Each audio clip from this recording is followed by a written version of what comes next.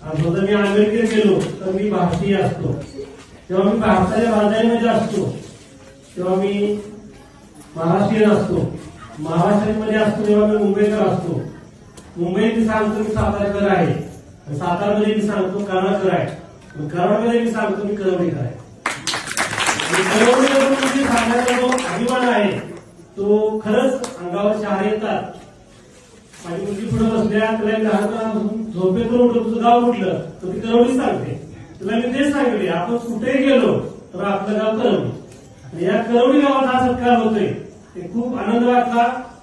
माझा एक ब्लॉग आहे, पुढारीमध्ये लेखन करत असताना एक वेगळं लिखाण करण्यासाठी माझा एक ब्लॉग आहे.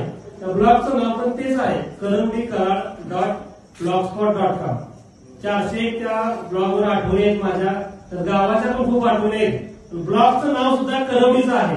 करवडी नाव घ्यायला आनंद वाटतो तो दुसरा कुठला फील येत नाही. करवडी गावाचा आनंदच वाटतो नेहमी. आपल्या गावात अनेक रत्न जन्माला आलेले